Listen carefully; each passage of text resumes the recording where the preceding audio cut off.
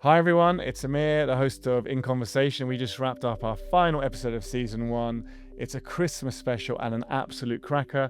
The founder of Checkpoint, Imperva, and now Cato, first check investor into Aqua, Exabeam, Sumo Logic, and Palo Alto, goes through his whole history of cyber. Best story I've ever heard. You have to watch it. You got the godfather of cybersecurity. It is Mr. Shlomo Kramer himself. Shlomo, welcome. Thank you for having me. No, thank you for making the effort and time. Shlomo, I start every conversation by embarrassing you a little bit and talking about you to the camera, Sure. just to make sure the audience knows who you are. So if you would let me, I'm going to just talk a little bit about you. Embarrass away. I will embarrass you away. Okay, so for those of you who don't know Shlomo, and if you don't, you should be embarrassed. After studying maths and computer science and doing his military service, for Shlomo's first work, he decided to start Checkpoint, one of the founding companies in the 90s in the firewall space. And actually, I watched a YouTube video and you said it wasn't your first business. When you were in school, you did something with Sinclair computers. Yes. Was it reselling them or fixing them or? I did startups as a PC kid before there was a PC on a Sinclair Spectrum and even ZX before that. Okay, this says And ZX, yeah. even extended to the now infamous Quantum Leap, QL, that ended the Sinclair, I think, brand. Well, a lot of people here, you know, it's a UK audience, huge fans of Sinclair computers. So there you go, a great start to the biography of Shlomo. But this is just the beginning. So his first company job was founding Checkpoint back in '93, leading it to IPO in '96. You were there up until the point that you then moved into the world of structured data, founding Imperva, leading that company as well to IPO in 2011. You decided that wasn't enough while you were there and you started angel investing. Right. And for a lot of people who are not aware, Shlomo is also probably the most successful cybersecurity angel investor in the world as well. He's done non-cyber investments like Gong, which are unicorns, but just in the cyber world, you wrote first checks and sat on the board of Sumo Logic, Palo Alto, Exabeam, and Aqua, all companies that everyone is still using to this day. And then after finishing with Imperva, you thought, why don't I do it a third time? And you founded Cato in 2015, starting the whole push into SD-WAN and what is now called SASE as well. So incredible story. That's why we're calling Shlomo the godfather of cybersecurity. That's why I'm wearing a Christmas jumper. This is a very, very special episode. And now let's talk about Cato. Sure. Where you're currently running still. You founded it 10 years ago. I've got some notes here. ARR greater than 350 million, over 3,000 clients. You're still growing 50% year on year. 4,000. 4,000 clients. There you go. Live update. More than 4,000 clients, growing 50% year on year. You're in the Gartner Magic Quadrant. And at the last funding round, and you can correct me if there's any new news, I have last funding round, 4.8 billion was the valuation. That's cool. We'll take 4.8 billion. So you've heard there, 3 unicorns as a founder, 4 first checks into unicorns in the cyberspace, plus more in the non-cyberspace. So I think the first question we have to ask is, Shlomo, why did you agree to talk to us? You are an incredibly successful person. You know, we're a UK-based cybersecurity consultancy doing a YouTube video. Why did you agree? I think, first of all, you're a very important partner. Oh, And, thank you. That's very kind. Hopefully, we'll continue to do Absolutely. great work in the future. Yeah. And happy to tell the story wherever I can. Brilliant. Well, I mean, just doing the research for me was fascinating. So I'm really happy to share the story. But I have to ask one more question before we get into the story. We've gone through the success. You didn't need to work a very long time ago. You could have stopped working. And I was speaking to your team earlier, and they're saying, and some of them worked with you previously in Imperva, and they're like, this is a different Shlomo. He is engaged. He is pushing. He is in every meeting. He's flying around the world. Why are you still working so hard? I've never worked in my life a single day. Okay. So it's not. It's never been a work. You know, I started doing this when I was 16. On the personal computer. And kept going because this is a passion. So that's what I love doing. Yeah. So every morning you wake up. As long as I can get on the court and play ball, I'm going to do it. Okay. I'll be honest with you. As someone who's now running a business, I feel the same way. I enjoy waking up. Right.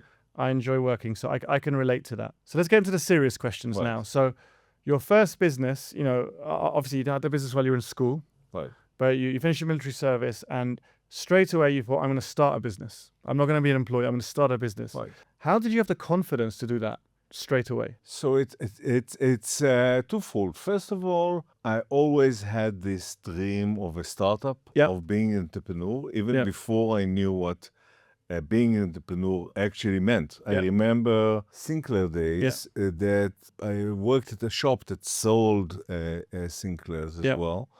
And somebody showed me a game that somebody in the UK actually developed. And said, hey, this guy is 17-year-old, and look, he's got a startup. And he's selling all over the world. And that was like light bulb. I want to be like that. I want to be like that. Yeah, amazing. Right. And the second piece of that is the self-confidence. And I'll tell you frankly, the years of serving in the ADF, in the intelligence forces, it was really an elite unit. That if I'm almost 60 now, and I've been through a lot. Still, if you ask me what was the most formative and exciting work experience or, I don't know, experience that I had in my professional life, I would say the 5 years I spent there. Early 90s. And the one thing that you took from there is that everything is possible. Just the internal feeling that everything is possible. So when Checkpoint, which was an extension of the Army days, it was actually all the people that worked with me in the Army moved to Checkpoint. Right. When we were hugely successful after a year of development, and Sun Microsystem used us and signed an OEM, and we exploded. I remember that I wasn't. To me, it felt like, oh, obviously we are extremely successful. What else? Yeah, we said we're going to do it. We've done it. Yeah, we've done it. Yeah, that's a surprise. On the benefits of being very young. Youth comes with natural confidence. Absolutely. Now, when you founded Checkpoint in '93, what problem were you trying to solve? And I want to put this into context. So I started my career 2001 at Cisco. I was a system engineer, and I remember we had a product we'd bought called Pix firewalls. I remember. Which is, I think, NTI was the company we'd bought. Yeah, it was not so much a firewall as a network address translation box. It was hardware-based as well, right? Hardware-based. And you guys had a software-based product. You could run it on Sun. You could run Linux. It was much broader. Yeah, exactly. So looking back in those days, what problem were you trying to solve?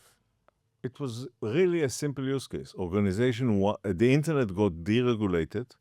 And enterprises wanted to connect to it.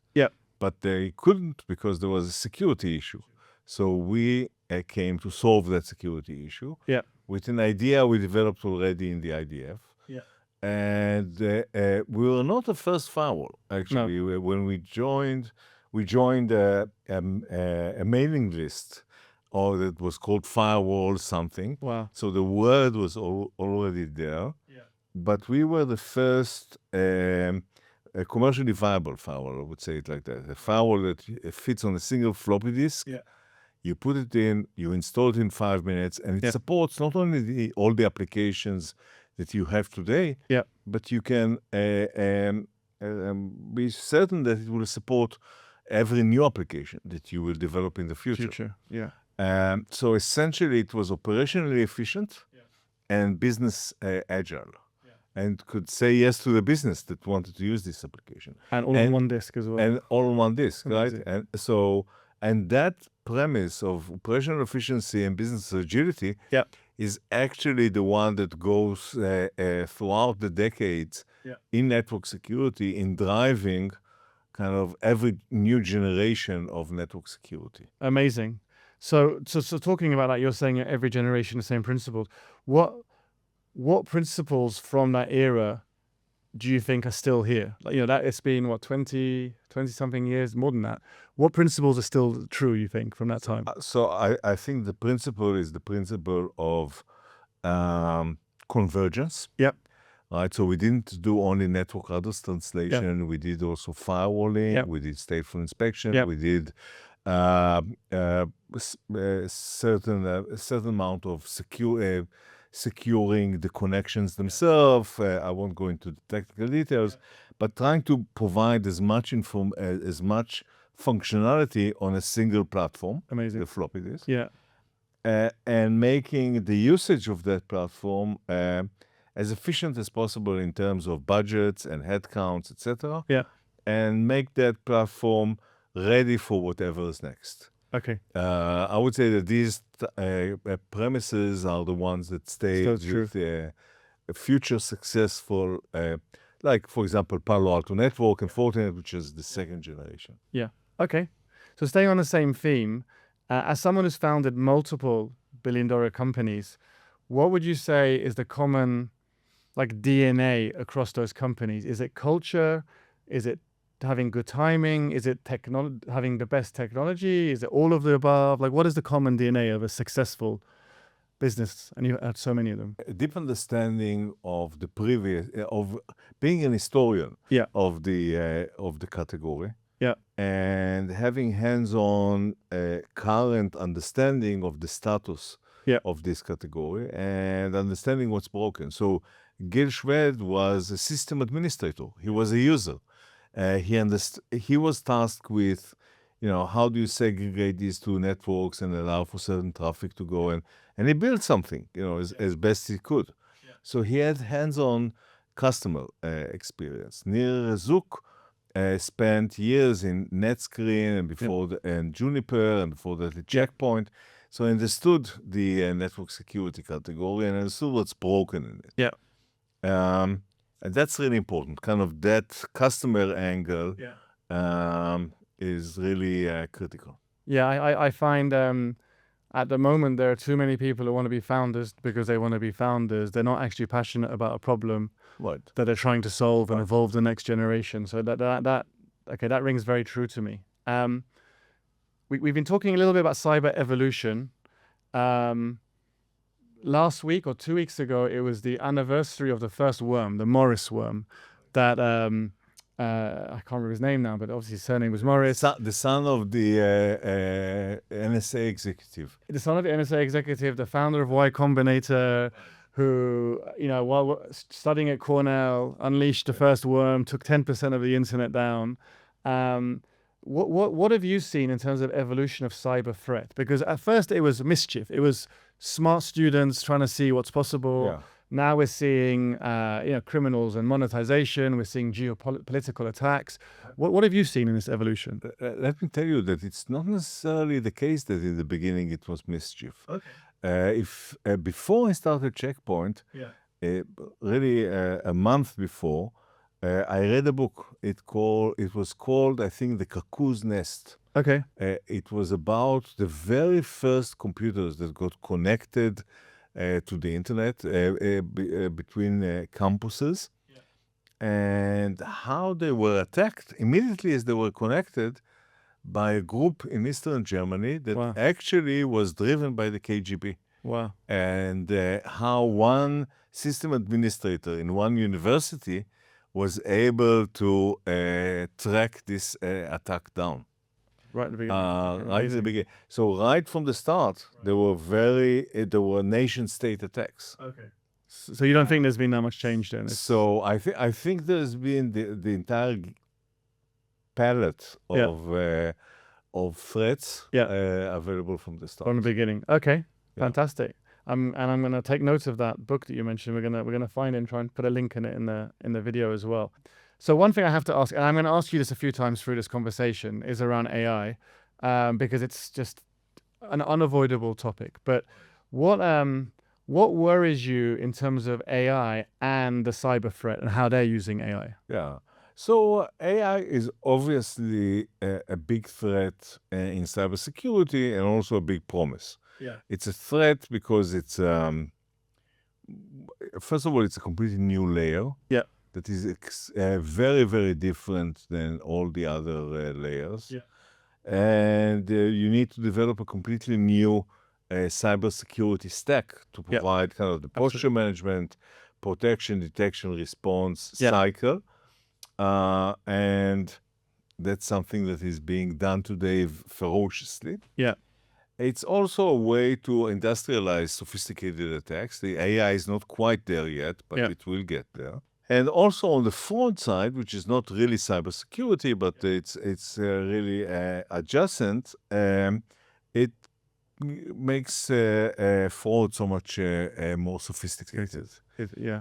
And actually, I'm not going to talk about because you didn't ask me, but I think that is the biggest risk of AI. Right. The fact that it kind of undermines people's ability to tell truth from lie. Yeah. And by that, determining what's coming next and gaining the psychological comfort that comes from it, which is absolutely essential. I can tell the difference. And that's because the attacks are polymorphic. They're bespoke to each person based on their social media, whatever else. They write in a tone of whoever they're impersonating. You know, it's a lot harder to... But I would say that the implication on society goes way beyond just monetize, just financial crimes. Right.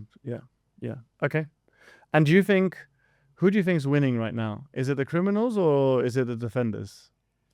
I think the defenders are always on the always in the Red Queen race. Like they need to try very hard just in order to stay in the same place. Yeah. It's almost impossible, an asymmetric challenge to gain ground in this fight. So the question is whether we are able to stay our ground. I mean, that's a bit worrying, but yeah, okay. No, it's always honesty. It's good to be honest. Yeah, absolutely. You come on these trips and, you have a team with you and they'll organize for you to meet partners and clients and government and whoever else. With your background, you probably have more access to CISOs than anyone in the world. I'm sure if you want to speak to a CISO in any company and say, hey, it's Shlomo here, that they will respond to you. With that knowledge and with all those conversations you are having, what would you say at the kind of the board level of these companies that CISOs work for? What would you say is the biggest misunderstanding that boards have about cybersecurity? Like, what are they not getting? Not sure that I know how to answer that question, because I think in the last 10 years, 20 years even, the boards got much better in understanding cybersecurity. Okay. I would say that it's more what cybersecurity is not getting about the boards and about what's important for the board.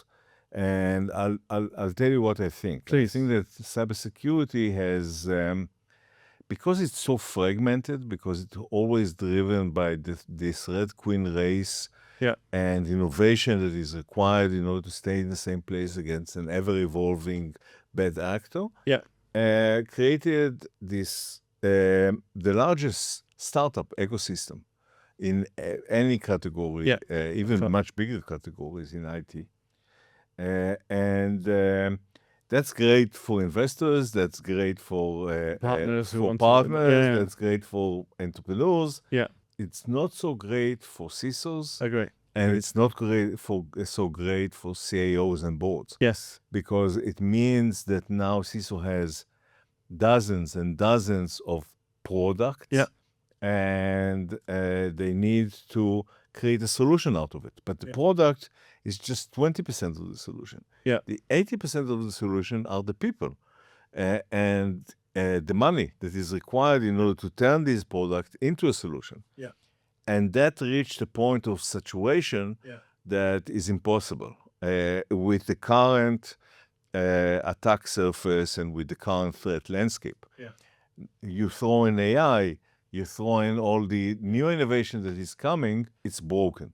And that's what security has not understood about the boards and the business. Yeah. That you don't, it's like a pharmaceutical company that focused only on the molecule and not on the delivery mechanism. It's not about the what. Yeah. It's also about innovating on the how, so the organization can consume it and bring value to the business. So I guess that's something that SASE, for example, is changing. Right? Yeah. It's not about SASE is not about the what. Yeah. It's about the how. How. We are replacing exactly the same functionality. Yeah. But we are doing that in an AWS-like efficiency and agility and all of that. Okay.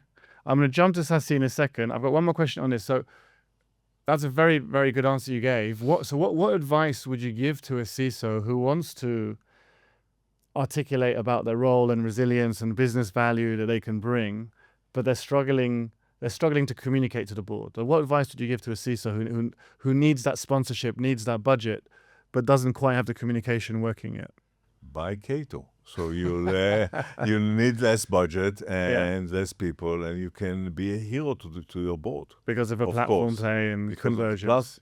But seriously, my advice would be that the future, or my belief is that the future of cybersecurity is in platforms.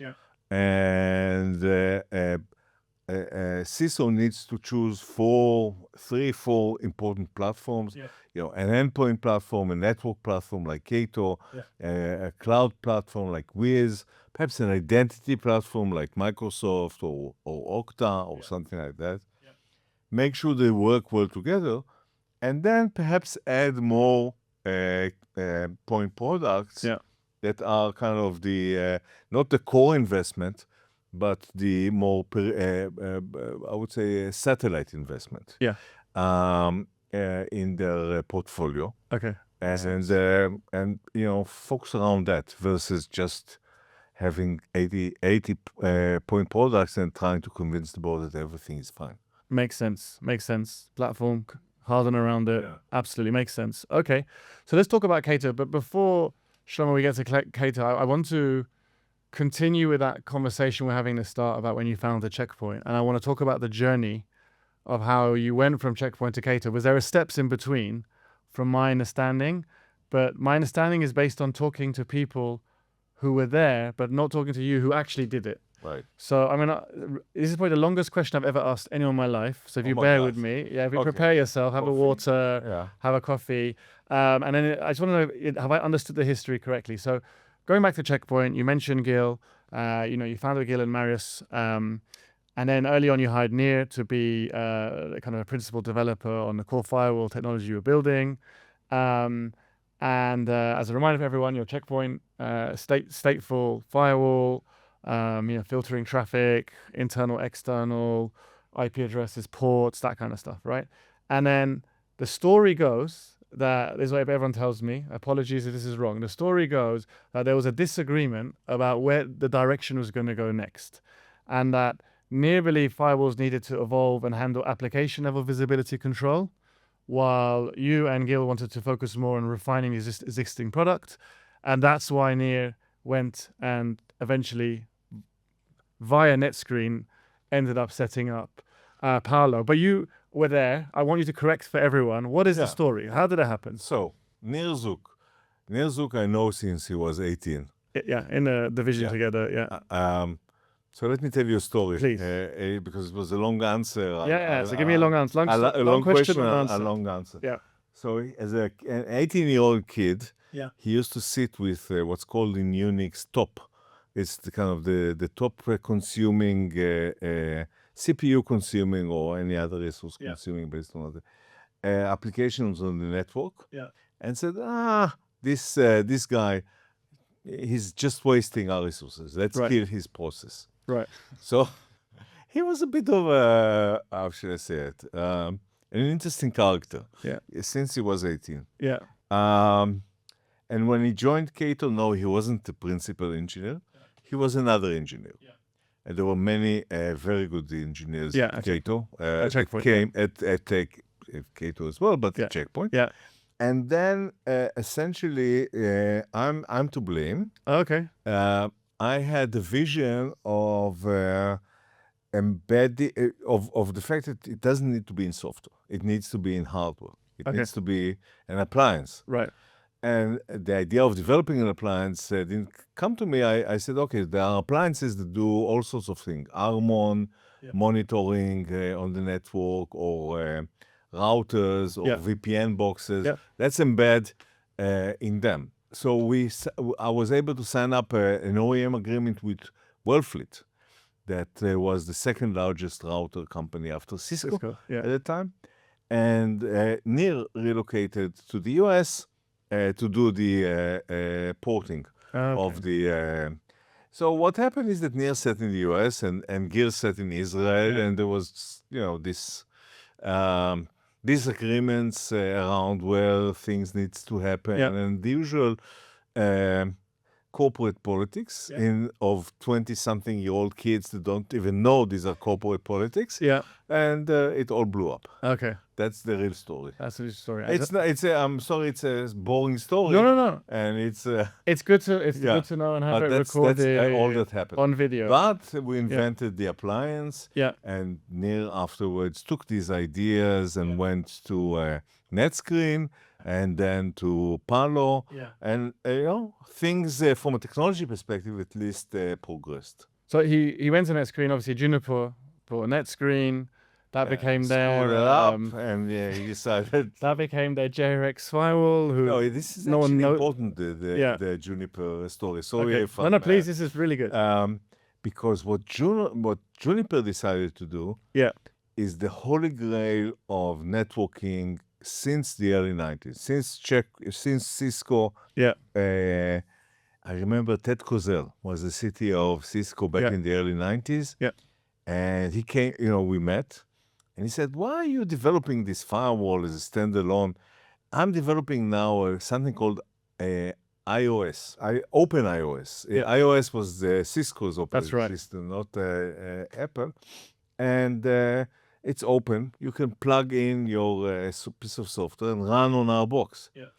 And since then, there was multiple attempts, all of them complete failures, to embed network security in the network fabric. June OS was the most most famous one that completely killed NetScreen, or almost completely killed NetScreen. But there were many others, and we'll revisit this when we talk about Cato. Okay. So let's go. We're gonna get there soon. I promise everyone. I promise you, Shlomo, as well. So NetScreen got bought. Nir doesn't want to work at Juniper. He has an idea to found Palo. You're the first check into Palo. So he rings you up and says, I have an idea? Him and the Ashim Chanda, who worked for me at Checkpoint, was a partner at Greylock, is still a partner at Greylock at the time. Great VC in America. Jim Getz, who was VP of Product Management at Synoptics, that in one of their boxes, Nir and myself tried to embed the software. So they all came together to create Palo. And when he rang you up, was it an immediate yes, or was it? Okay. Okay, good to know. Come on. Now, you were in Imperva during this time. You're running a cybersecurity company. Production network. Still network security, but on the production side, right? To web application firewalls, and then in the cloud with Incapsula, which was the cloud version of that. Also CDN, DDoS protection, and all of that. All of that. So still networking, but the other side of it. The other side of networking, and you're on the board of Palo. You're seeing what I think, I don't know if it still is, but what's called next-gen firewalls, at the time. And I'm presuming you're thinking, this is not enough. There's more. We need another step beyond this to converge. I thought this is wonderful. Okay. This is like magic and great. I had no thought about the fact that it's not enough. Okay. So can you talk us through how you got to that point then? Basically, that came a few years later. When appliances with their physical form factor overstayed their welcome. Because essentially, when an organization is well formed, it has an outside and an inside, and it has a physical location for their application, users, all these elements. A physical appliance is relevant. But when an organization loses its form, the applications are SaaS applications owned by third party, or even homegrown applications, but on AWS. And users are all over the world.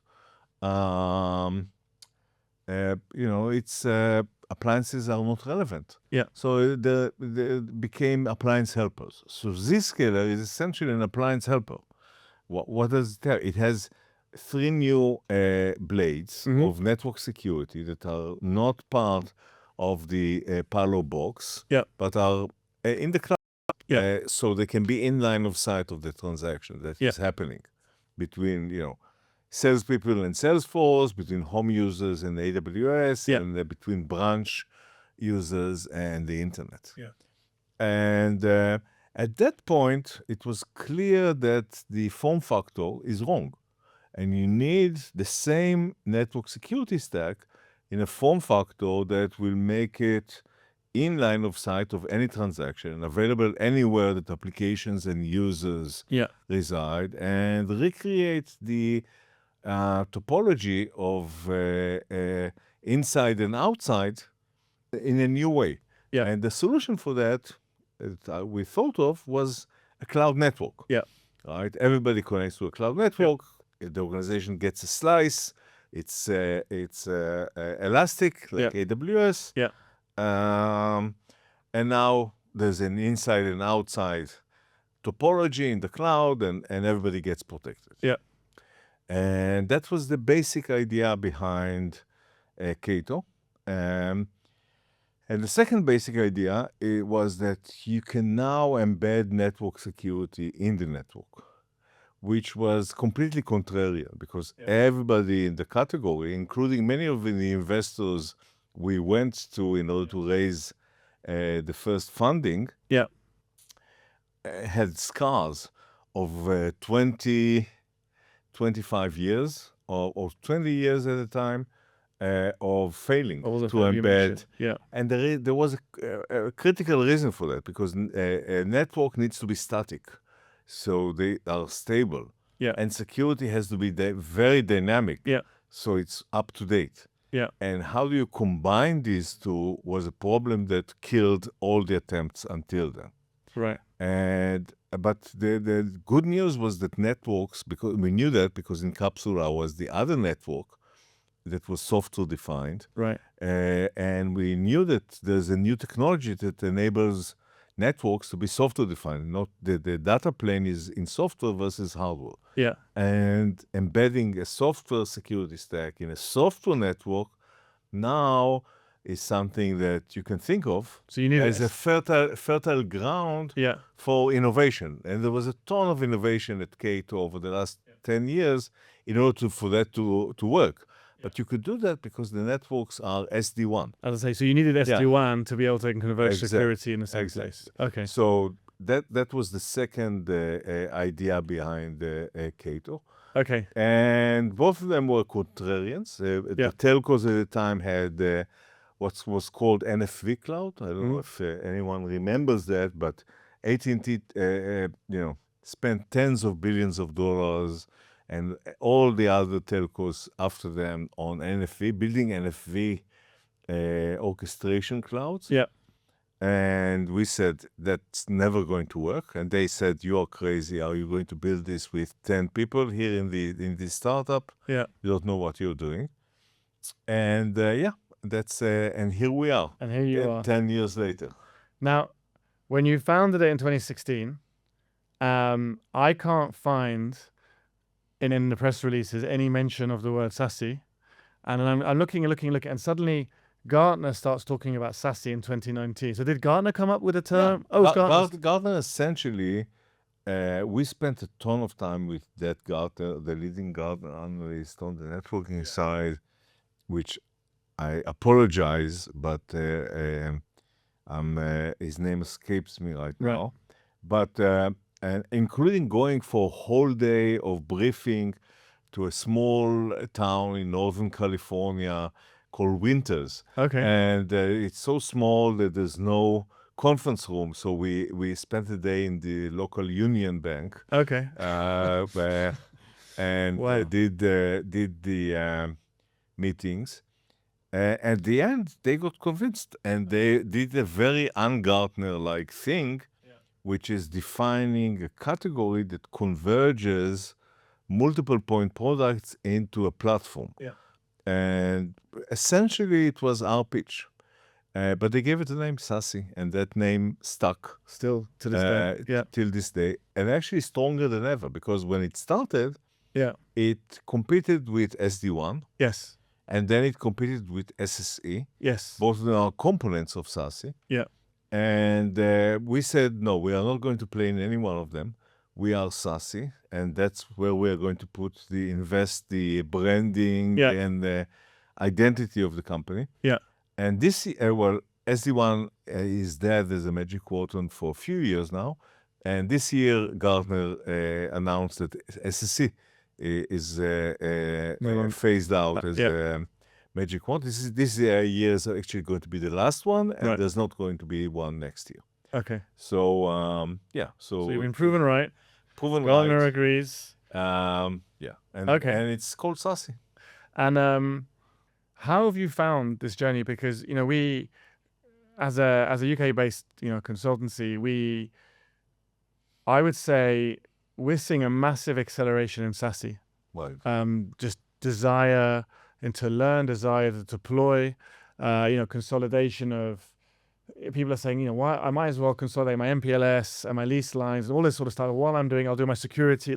But it wasn't there before. You've been doing this for 10 years.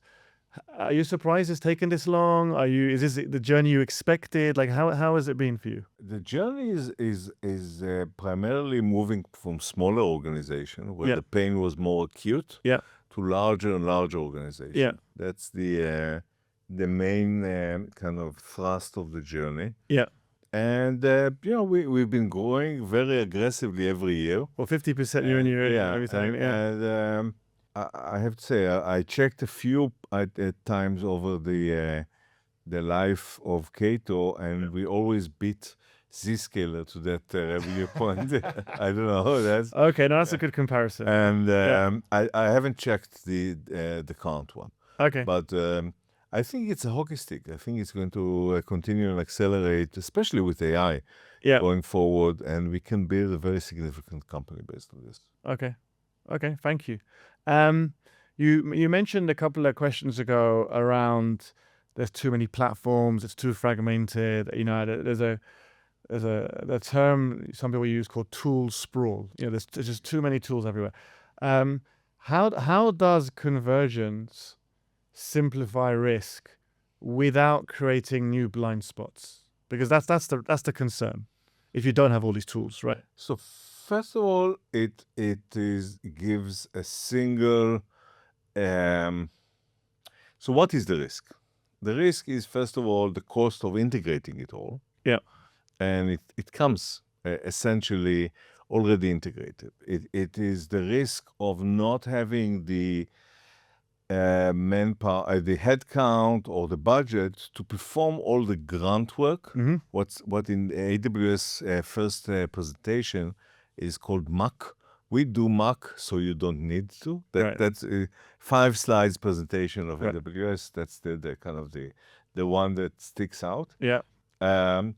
Like patching, for example. Yeah. Right? So you don't need to do patching anymore because we take it on us to provide the patch, and it's available immediately to or available to everyone. It's we take the risk of not being able to adjust to changes in the business because now you have a platform that is flexible. You don't have 10, 20, 30 different things that are glued together. Yeah. And if there's a change, it's so rigid it can't move. You have a single data lake, you have a single UI, you have a single decision point that takes everything into account and makes the smartest decision because all the data is available at the same time to make that decision. Yep. You get something that is more secure, more flexible, and less costly. And to top it all, you're also on the fastest train because when you're on a platform, it can be CrowdStrike, which was a great example for us because it started 3 years before Cato. And you look at their blade, their security add-on, just number of add-ons, it goes like this exponentially. Completely. And like with the revenue. Yeah. And you're asking, how do they do that? Like each one of them is a startup company. Yeah. And the reason is that 80%, 90% of engineering is already in the platform. each one of these blade is just 10 to 20% of engineering. So you get a 5x to 10x multiplier on innovation velocity through platform. And that's a great contact between the vendor and the customer. The customer gets 10x the innovation and 0 TCO, incremental TCO, upsell. And that's a very valuable thing to have in the future. Not only from a starting point, as I described, with all the other benefits, but as a contract with the vendor for the future. Yeah, and the TCO, I guess, saving isn't just actual cost, it's time as well, because there's no multiple deployments. It's the same. It's the same platform. So I'll give an example of OT and IoT security. Obviously, this is a very important category. If you know, all the nation states have their fingers on the red button of OT attacks for when the time comes, and IoT security is really important. And still, it's what, a $2 billion market, $3 billion market. It should be 20, 30, $100 billion market. It should be so much bigger. Why is it? And it's been around for 15 years. Why is it? And the reason is that the products are there. Armis is a great product, and there are many others.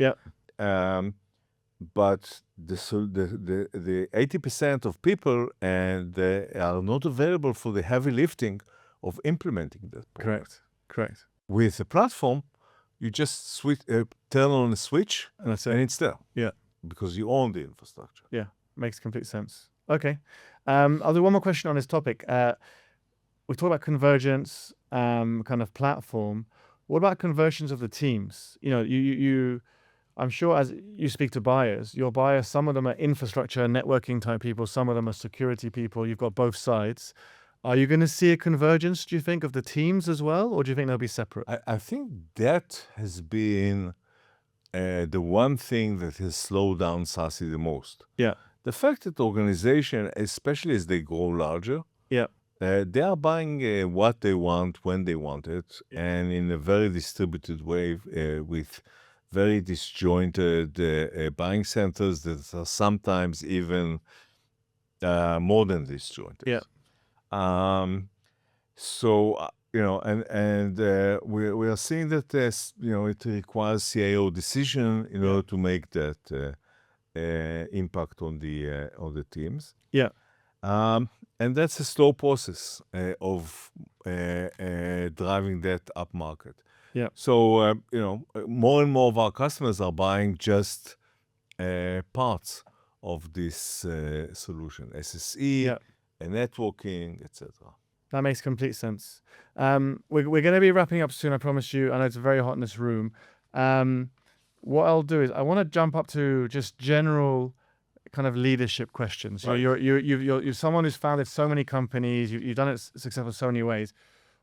If you wouldn't mind sharing with the audience, what has been like your hardest leadership moment across all of these companies you've built? I think that every company has its own challenges. I'll give you a leadership challenge in each one of the 3 startups that which is very different. Like at Checkpoint, we were 3 people in the room, and we just signed up a Sun Microsystem, which people don't remember at the time was the biggest IP network, and it was like Microsoft today. Like they were the computer company, and immediately it was sold around the world. And you had to build an organization that serves this capacity.